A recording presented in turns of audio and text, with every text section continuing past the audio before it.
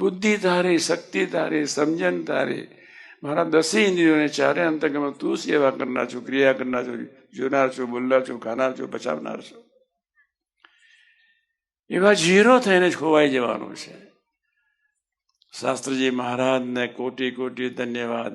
અક્ષર પુરુષની સનાતન ઉપાસના ના સ્થાપી હોત તો કલ્યાણનું દ્વાર બંધ થઈ જાય. એ પુરુષનો ઉપકાર ક્યારે આપણે ભૂલી શકીશું નહીં. યોગી મહારાજને કોટી કોટી ધન્યવાદ. સમ સુરત ભાવ એકતાનો બેજ રાખીને જે જીવ્યા, બાપ રે બાપ.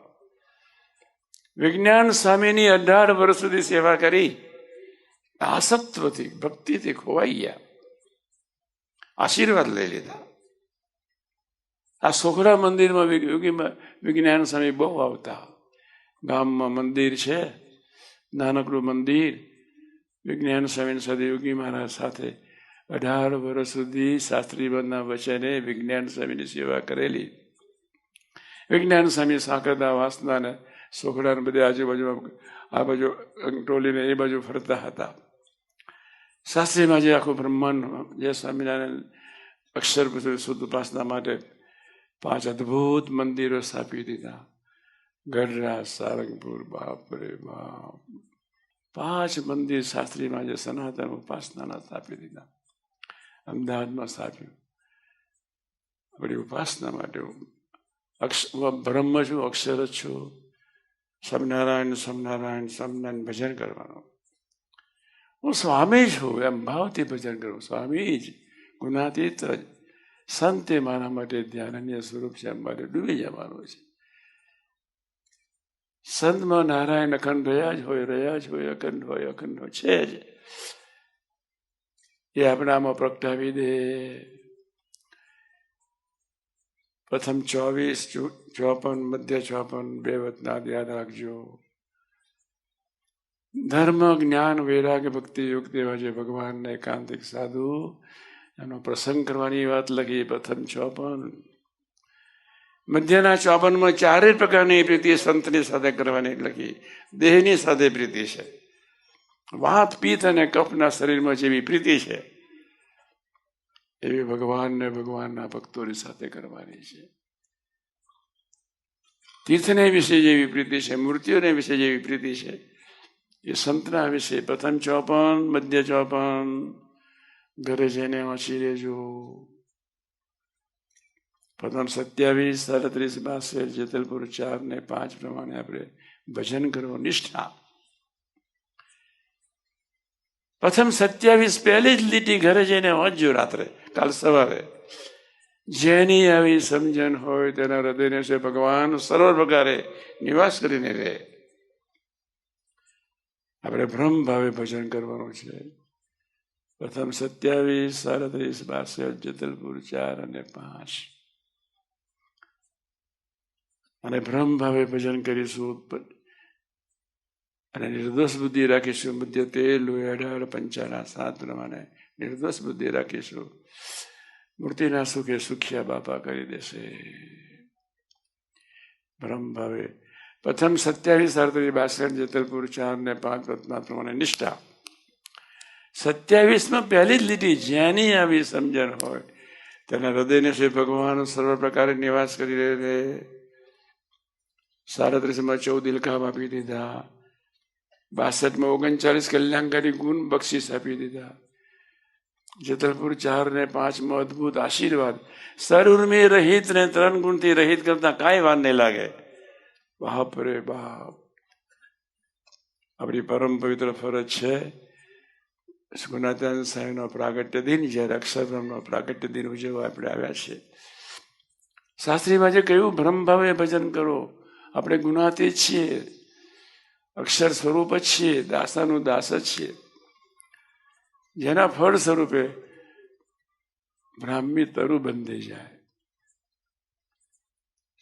બ્રહ્મરૂપે ભજન કરવાનું આપણને કહી દીધું, અથવા દાસ ભાવે ભજન કરવાનું કહ્યું. કાં બ્રહ્મ ભાવે કાં દાસ ભાવે, તો અક્ષર બ્રહ્મનું શરીર બંધાઈ જાય ને આપણે સુખ્યા થઈ જઈએ. શરદ પૂર્ણિમાનો મંગળકારી શુભ દિવસ જયારે તમે ઉજવવા આવ્યા છે, ત્યારે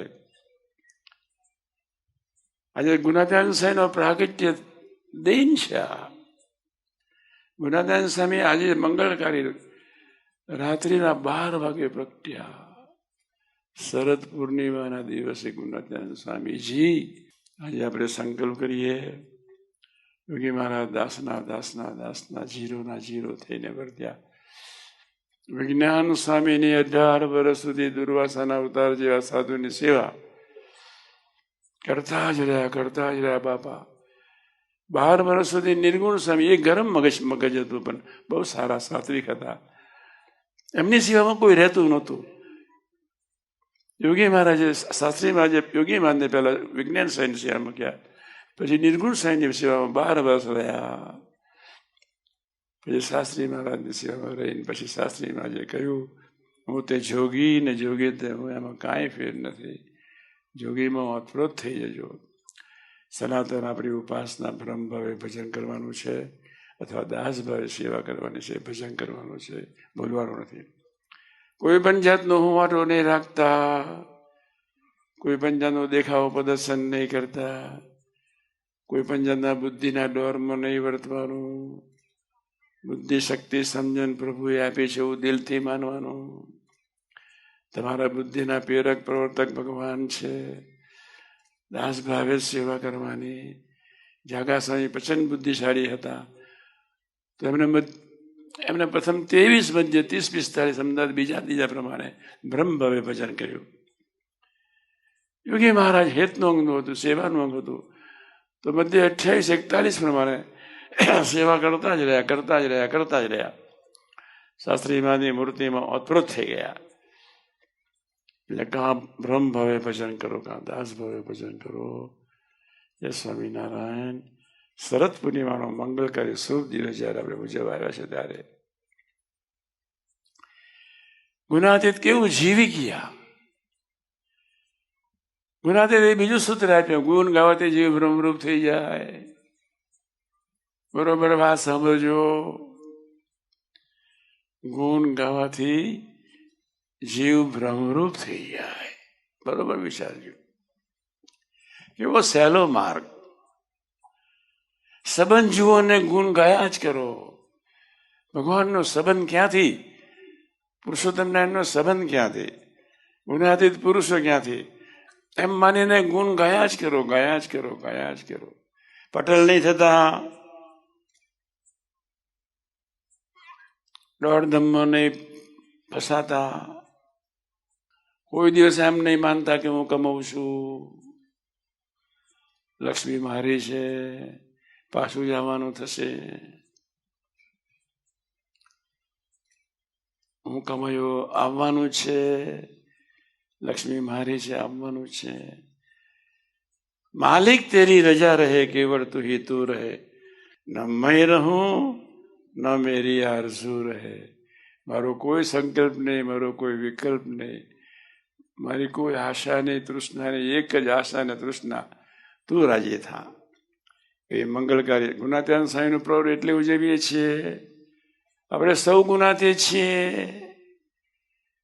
શરદ પૂર્ણિમા એટલે ઉજવીએ છીએ, ત્યાંથી શરૂઆત કરવાની છે. હું અક્ષર બ્રહ્મ છું, ગુણાતીત છું, દાસાનું દાસ છું. બ્રહ્મ ભાવે ભજન કરવાનું છે, દાસ ભાવે ભજન કરવાનું છે. ભૂલતા નહીં. પોતાની જાતને સ્ત્રી માનવી, પોતાની જાતને પુરુષ માનવું, એના જેવું કોઈ અજ્ઞાન નથી, ને એના જેવું ઘોર પાપ કોઈ નથી. ધ્યાનથી વાત સાંભળજો. પોતાની જાતને પુરુષ માનવો એક ભયંકર પાપ છે. આપણે નિજાત્માનો બ્રહ્મરૂપમ એ શ્લોક સિદ્ધ કરો. અને કાં દાસના દાસ થઈને વળી જે રહેશે સત્સંગમાં, ભક્તિ અને ભલી માને રાચી છે એના રોગમાં. આ શ્લોક બેમાંથી એક શ્લોક સિદ્ધ કરવાનો છે. જ બોલો, જ એ જ ગુણાતીતનો ઉત્સવ ઉજવ્યો કહેવાય. તમે નક્કી કરી રાખ્યું, જ કાં બ્રહ્મ ભાવે ભજન કરીએ, કાં દાસના દાસ થઈને વળી જે રહેશે. બોલો, ભક્તિ એની ભલી માની સુરાશી સનાતન. સહજાનંદ સ્વામી મહારાજની જય.